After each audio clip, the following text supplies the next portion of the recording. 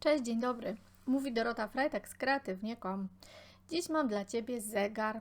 Zegar na bazie MDF-u z mechanizmem, który jest w komplecie.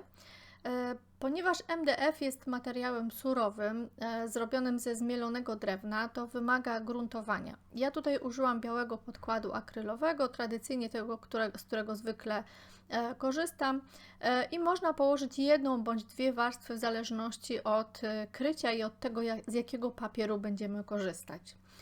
Jako tło wykorzystam cały arkusz papieru ryżowego w takie piękne ornamenty delikatne. Najpierw obcinam brzegi tego papieru, później pozycjonuję go bardzo dokładnie tak, żeby zakleić wszystkie brzegi, bo ten papier jest idealnie w rozmiarze dostosowanym do tego zegara A4.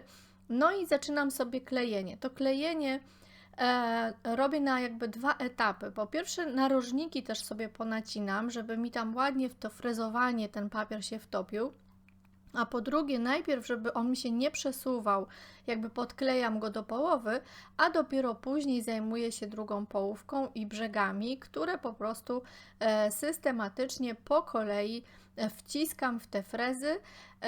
Jeżeli chodzi o górną część zegara, to zaokrąglenie, to dobrze jest ją sobie ponacinać w kilku miejscach, no i później pozostawiam to do wyschnięcia. W międzyczasie przygotuję tarczę zegarową. Ona jest gotowa, pochodzi z papieru ryżowego w formacie A3. Jest ich tam bardzo dużo, więc można zrobić tych zegarów kilka. No i żeby po wycięciu znaleźć środek tarczy zegarowej, składam ją 2 razy na pół, no i mam dokładnie środek.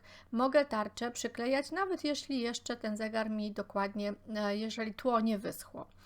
Później środek, wnętrze tarczy zegarowej. Ja wykorzystam papier ryżowy ze zdjęciem dziewczynki.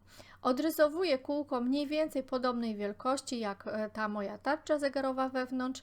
Wycinam to kółko i dopasowuję, przyklejam po prostu do zegara. Jeśli chodzi o tą boczną część, tam gdzie jest taka jeszcze przestrzeń, to jeszcze pomyślałam, że można dodać troszkę kwiatów i te kwiaty mogą być zarówno albo z papieru ryżowego, albo z papieru klasycznego i w zestawie, który dla Ciebie przygotowałam, dostaniesz jedne i drugie jakby w takim dodatku. No i później szlifowanie. Po wyschnięciu trzeba ten zegar porządnie przeszlifować papierem ściernym, zwłaszcza jeśli chodzi o boki. Wszystko to, co wystawało poza tą płytę, po prostu zostaje zeszlifowane. Lakier matowy najlepiej nałożyć od razu w kilku warstwach po kolei, czyli czekasz sobie parę godzin, nakładasz kolejną, 2-3 warstwy są potrzebne, żeby móc popracować dalej. Ściętym pędzlem namoczonym w wodzie, którego czubek jest tylko umoczony w farbie akrylowej, zaczynam podmalowywać to miejsce, które było puste, jeśli chodzi o wnętrze tarczy, no i zaczynam też cieniować motywy i samą deskę jakby dookoła, wszystkie brzegi. Tutaj mam taki dosyć ciepły, kasztanowy odcień brązu, akurat nie miałam pod ręką innego, ale przyda się zupełnie inny i w zestawie jest taki chłodniejszy, bardziej pasujący. No i później biorę zwykły szkolny pędzel, namoczę go w wodzie i dotykam odrobinę farby i tą rozwodnioną farbą zaczynam robić delikatnie kropeczki. Kropeczki to też jest cieniowanie, czyli ja wybieram miejsce, które chcę zaznaczyć, po wyschnięciu te kropeczki również lakieruję. Na koniec pasta Umbra, jest to pasta postarzająca, która jeszcze pozwoli mi pocieniować w miejscach, w których mi tak to do końca nie wyszło, albo chciałabym je jeszcze podkreślić. Ten efekt jest dużo bardziej subtelny niż farba.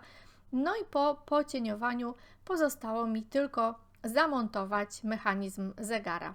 Mechanizm zegara to jest po prostu jak śrubka i na tą śrubkę montuje się wskazówki. Tutaj sekundnik był troszkę za długi i ja go finalnie przycięłam. Mam nadzieję, że projekt Ci się podobał.